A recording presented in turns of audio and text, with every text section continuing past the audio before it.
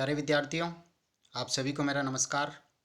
मैं डॉक्टर नेमीचंद कुमावत, सहायक आचार्य हिंदी विषय, राजकीय महाविद्यालय की आपकी इस बीए पार्ट सेकंड विषय हिंदी साहित्य के प्रथम प्रश्न पत्र की आज की इस ऑनलाइन कक्षा में मैं आप सभी का हार्दिक अभिनंदन और स्वागत करता हूं। प्यारे विद्यार्थियों, आपके इस प्रथम प्रश्न पत्र का जो पाठ्यक्रम है वो 100 अंकों का है और उनमें से आपके पाठ्यक्रम में हिंदी साहित्य के इतिहास का रीतिकाल दिया हुआ है और रीतिकालीन साहित्य के इतिहास से संबंधित एक आपके 12 अंकों का प्रश्न आएगा, जिसमें मैंने सभी के मॉडल आंसर तैयार करके आपको ऑनलाइन कक्षाओं में पढ़ाया और उनके पीडीएफ नोट्स भी आपके व्हाट्सएप ग्रुप पर शेयर किए, जिसमें रीतिकाल की प्रमुख परिस्थितियाँ, रीतिकाल का नामकरण, रीतिकाल की विविध काव्य धाराएँ, रीतिबद्ध, रीतिसिद्ध और रीतिमुक्त, साथ ही रीतिकाल की प्रमुख प्रवृत्तियाँ, जो 12 अंकों का एक प्रश्न बनता है।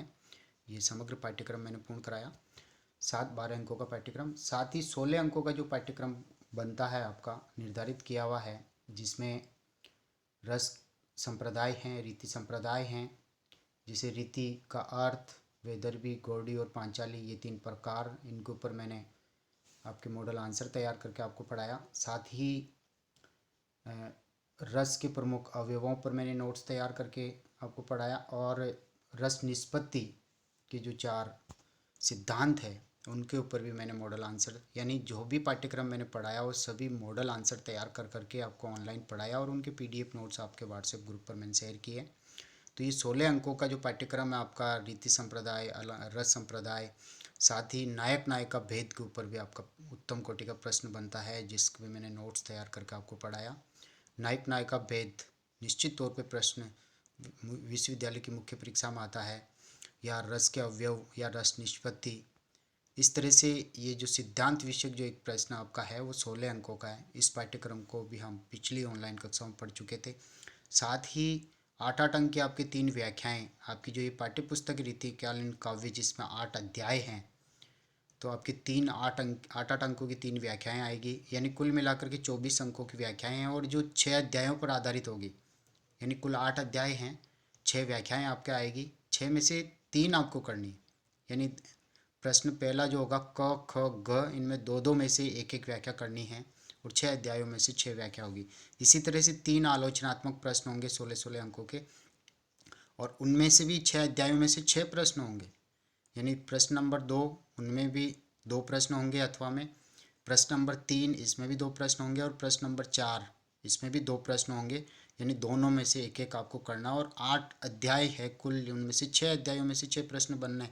और मैंने इस पुस्तक से जुड़े हुए 3 मॉडल, यानी केशवदास जी की संवाद योजना पर प्रश्न, बिहारी सतसई की भावगत विशेषताओं पर प्रश्न, और गणानंद की रीतिमुक्त, यानी गणानंद के काव्य में रीतिमुक्त काव्य की सभी विशेषताएं दृष्टिगत चर होती है, या गणानंद रीतिमुक्त काव्यधारा के प्रतिनिधि कवि हैं, ये 3 मॉडल आंसर मैंने तैयार करके आपको ऑनलाइन कक्षाओं में पढ़ाया और उनके पीडीएफ नोट्स भी व्हाट्सएप ग्रुप पे शेयर किए। तो इस तरह से मुख्य प्रश्न पत्र आपका बनेगा 100 अंकों का। और पिछली जो ऑनलाइन कक्षाएं हुई थी, जिसमें हमने आपकी इस पाठ्य पुस्तक के 5 अध्यायों को पूर्ण कर लिया, और 6ठा अध्याय आपका अभी हाल ही की ऑनलाइन कक्षाओं से चल रहा है, जिसमें हमने 6ठा अध्याय महाकवि भूषण के 13 पदों पर हम विस्तार से चर्चा कर चुके थे। आज हम 14वें और 15वें पद को आज की इस ऑनलाइन कक्षा में पढ़ने जा रहे हैं। मैं बार बार आपके पाठ्यक्रम को लेकर के, अंक योजना को लेकर के इसलिए बता रहा हूँ ताकि ये पाठ्यक्रम और अंक योजना आपको याद हो जाए। अब हम आरंभ करते हैं 14वें पद को। देखिए, कामिनी कंत सो, जामिनी चंद सो, दामिनी पावक मेष घटा सो, यानी यहाँ शिवाजी की वीरता, पराक्रम, उनकी सुंदरता, उनकी दान वीरता, उनकी युद्ध वीरता के बारे में भूषण कवि वर्णन कर रहे हैं कि कामिनी कंत सो, कामिनी यानी स्त्री, कंत यानी स्वामी, जिस तरह से स्त्री के लिए उसका पति परमेश्वर अत्यंत सुंदर होता है, यहाँ ये भी ले सकते कामिनी कंत, कामिनी यानी एक तरह से रति, कामदेव की पत्नी रति, तो यहाँ कामिनी का अर्थ रति और कंत यानी पति, अर्थात रति के पति अर्थात कामदेव, अर्थात हे शिवाजी आप कामदेव के समान अत्यधिक सुंदर हैं। जामिनी चंद सो, जामिनी यानी चांदनी, यानी चंद्रमा की चांदनी जिस तरह से रात्रि में चारों ओर फैली हुई होती है, उसी तरह से आपकी वीरता, आपका पराक्रम भी, आपकी उदारता भी फैली हुई है। यानी यहाँ हम देख रहे हैं कि कामिनी कंत सो का तात्पर्य वो सुंदर, अर्थात सभी राजाओं में महाराज शिवाजी सर्वश्रेष्ठ हैं, अत्यधिक सुंदर हैं। साथ ही जामिनी चंद सो, चंद्रमा जो है निराशा में आशा का संचार करते हैं, तो यहाँ ये भी अर्थ हम ले सकते हैं कि महाराज शिवाजी जो है वो अपनी प्रजा में सदैव ही निराशाओं को हटा करके उन्हें आशान्वित बनाए रखते हैं, उनमें आशा का संचार करते हैं। इसलिए चंद्रमा की चांदनी की भांति उसकी प्रजा में वो आशाओं का संचार करते हैं।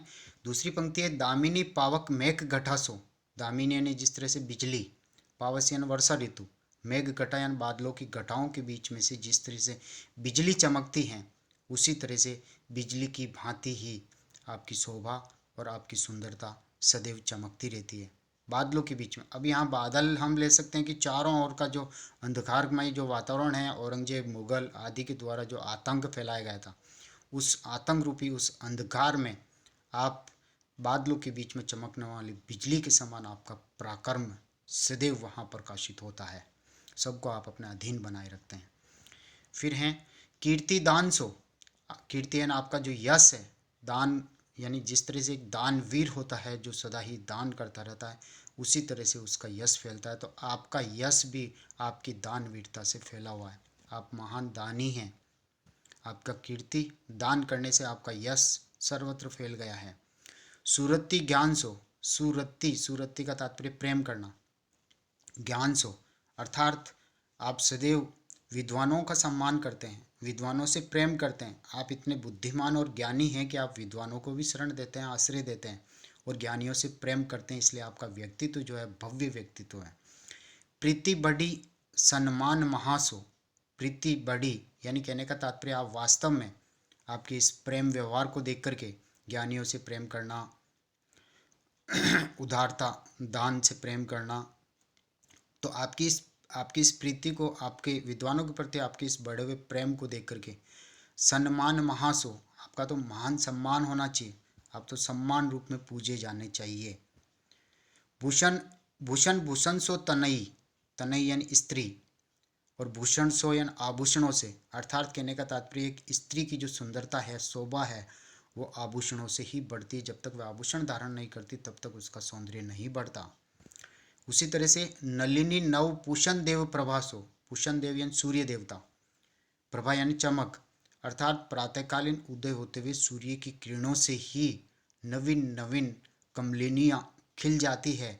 लेकिन यहाँ कवि अगली पंक्ति में कह रहे हैं जाहिर चारों ओर जहान, जाहिर है यानी ज्ञात है, चारों ओर यानी चारों तरफ, जहान यानी संसार में, अर्थात संसार में सर्वत्र ये ज्ञात है, संसार को, संसार के लोगों को ये बात चर्चा में है, ये प्रसिद्धि फैली हुई है चारों ओर, आपकी बात इस तरह से, आपका पराक्रम, आपकी युद्ध वीरता, आपकी दान वीरता, आपका रण कौशल, आपका पराक्रम संसार में इस तरह से फैला हुआ है।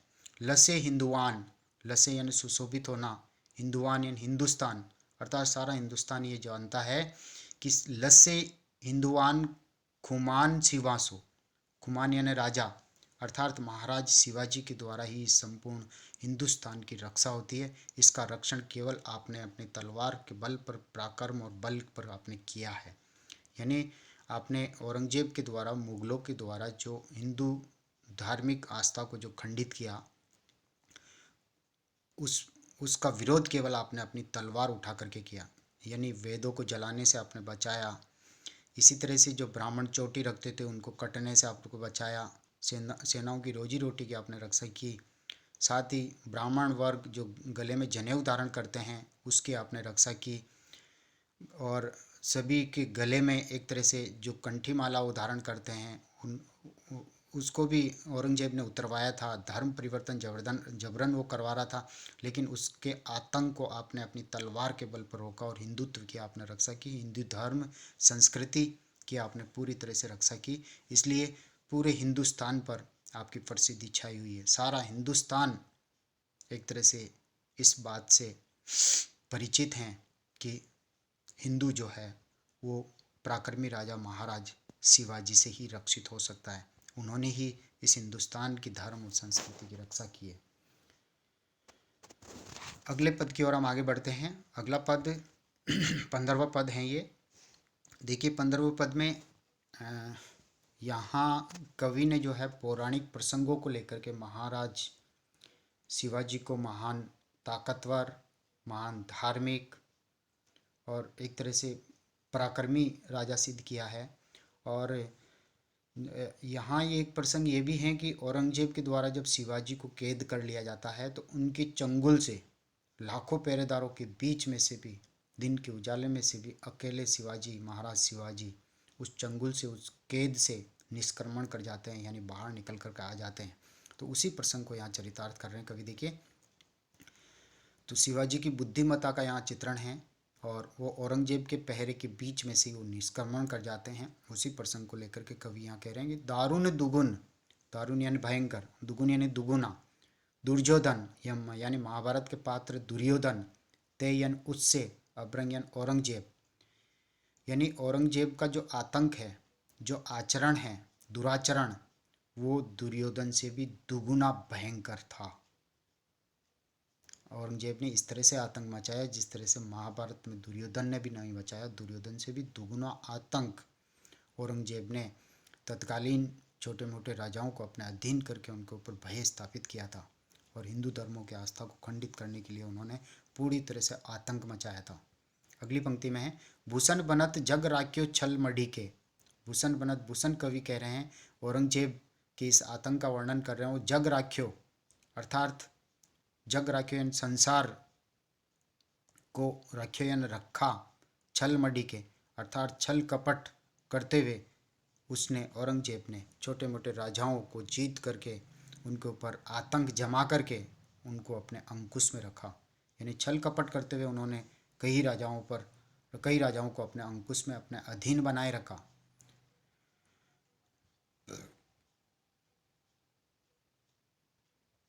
यहाँ इस पंक्ति का ये भी अर्थ लिया जा सकता है कि भूषण बनत, भूषण कवि कह रहे हैं कि जग राख्यो यानी जग की रक्षा की, छल मढ़ी के, छल मढ़ी के यानी छल कपट करके। लेकिन ये औरंगजेब के संदर्भ में ही पंक्ति चरितार्थ होगी क्योंकि छल शब्द आया तो छल कपट केवल औरंगजेब ने ही किया था, छल कपट महाराज शिवाजी ने नहीं किया था। इनकी युद्ध पद्धति छापा मार थी। अगली पंक्ति है धर्म धर्म धर्म बल भीम पेज पत रूप नकुल अकिल सहदेव तहूँ चढ़ी के। यहाँ इस पूरे चरण में जो है महाभारत के जो पात्र हैं पांडव, उन पांडवों के समान महाराज शिवाजी के पराक्रम को बताया। लेकिन आगे की और पंक्ति में इन पांचों पांडवों से भी श्रेष्ठ पराक्रमी महाराज शिवाजी को घोषित करते हैं। देखिए धर्म धर्म अर्थात महाराज जो शिवाजी है हिंदुत्व धर्म की रक्षा करने में, धर्माचरण करने में धर्म से बढ़कर है। धर्म यानी धर्मराज युधिष्ठिर अर्थात धर्मराज युधिष्ठिर की तरह ही शिवाजी धर्माचरण करने में श्रेष्ठ हैं। बल भीम और बल में, ताकत में भीम के समान हैं। पेज पथ रूप, पेज पेज यानी प्रतिज्ञा में, प्रण पालन में, पथ यानी अर्जुन अर्थात प्रतिज्ञा का पालन करने में और शस्त्रों के संचालन में वो अर्जुन के समान हैं। नकुल अकिल, अकिल यानी अक्कल बुद्धि अर्थात कहने का तात्पर्य महाभारत के इन पांचों पांडवों में एक भाई है नकुल, तो नकुल के समान ही यानी बुद्धिमत्ता में महाराज शिवाजी नकुल के समान है। सहदेव तू हूँ चढ़ी के, और सहदेव की तरह यानी पराक्रम करने में वो पांडवों के जो पांचों भाई के रूप में जो सहदेव हैं, पराक्रम करने में, शत्रुओं पर चढ़ाई करने में, उनके ऊपर आक्रमण करने में, सैन्य प्रयाण में वो सहदेव के समान हैं। तो धर्म में युधिष्ठिर के समान, बल में भीम के समान और शस्त्र संचालन प्रतिज्ञा में वो अर्जुन के समान और बुद्धिमत्ता में वो नकुल के समान और शत्रुओं पर चढ़ाई करने में वो सहदेव के समान। तो ये यहाँ दृष्टांत अलंकार का प्रयोग हुआ है। फिर हैं साई के शिवाजी गाजी बहियो दिल्ली हूँ ते चौं, यानी कहने का तात्पर्य महाराज शाहजी भोंसले के सुपुत्र शिवाजी गाजी उन्होंने गर्जना की, भाइयों यानी वहाँ, दिल्ली हूँ यानी दिल्ली दरबार में, यानी कहने का तात्पर्य औरंगजेब की जो राजधानी थी, तत्कालीन राजधानी दिल्ली, जिसमें महाराज शिवाजी को उन्होंने कैद करके वहाँ रखा था, तो एक तरह से दिल्ली में भी उन्होंने वहाँ गर्जना की थी, भयंकर गर्जना की थी। पांडव नीहू ते पुरासर सुबढ़ी के, अर्थात महाकवि भूषण यहाँ कह रहे हैं कि पांडिव नीहू का तात्पर्य पांडवों से भी, ते पुरासर्त यानी पुरुषार्थ में, पराक्रम में, सुबढ़ी के यानी बढ़कर हैं, अर्थात इन पांचों पांडवों के पराक्रम से भी बढ़कर के महाराज शिवाजी का पराक्रम है। शिवाजी बहुत पराक्रमी हैं, इनसे भी बढ़कर के वो हैं। सुने लाख भौन ते कडेबे राती पांची ते हूँ।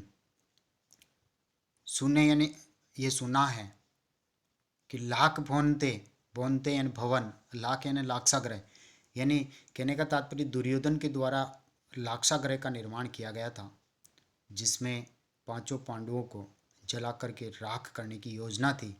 लेकिन रात्रि में ही ये पांचों पांडव चुपचाप वहाँ से निकल करके अपनी रक्षा करते हैं। तो कडेबे यानी निकल करके, राति यानी रात्रि में, पांचीते हूँ यानी पांचों ही पांडव चुपचाप उस लाक्षागृह से निकल करके उस अग्नि से अपनी रक्षा कर पाते हैं। लेकिन रात्रि में छिप करके निकले हैं, क्योंकि वैसे ही अज्ञातवास था तो छिप कर तो वैसे ही निकलना था। लेकिन यहाँ भूषण कवि कह रहे हैं अंतिम पंक्ति में, घोष लाख चौकी थे अकेलो आयो कड़ी के। घोष यानी दिन के उजाले में भी, रोशनी में भी, जबकि पांडव तो घनी रात्रि अंधेरी में चुपचाप बच करके निकले थे लाक्षागृह से। लेकिन यहाँ औरंगजेब के दरबार में जो ये कैद किए हुए थे, वहाँ औरंगजेब के द्वारा लाखों पहरेदार इनके चारों ओर लगाए हुए थे। लेकिन इन पहरेदारों के बीच में से भी, दिन के उजाले में से, घोषियन दिन, लाखों पहरेदारों से अकेलो आयो कड़ी के, यानी महाराज शिवाजी अकेले ही औरंगजेब के कैद से निकल करके आ गए हैं। इतने ये पराक्रमी, इतने श्रेष्ठ वीर, यानी औरंगजेब की इतनी विशाल सेना से अपने पराक्रम और शौर्य के बल पर शिवाजी अकेले ही लड़ने में इतने सक्षम हैं। ये बात यहाँ पर भूषण कवि कह रहे हैं। इसलिए भूषण मध्य युग में वास्तव में ही एक राष्ट्रीय कवि के रूप में विख्यात हुए हैं। और यहाँ शिवा बावनी से लिए हुए, शिवा शौर्य से वीर रस के इन चर्चित कवित्वों को, मनहरण कवि छंद है, इन कवित्वों का हमने अभी अध्ययन किया। छत्रसाल प्रताप से संबंधित पुनः यहाँ कुछ पद दिए हुए, यानी 2 ही पद दिए हुए हैं, और इन दोनों पदों का अध्ययन हम अगली ऑनलाइन कक्षा में करेंगे।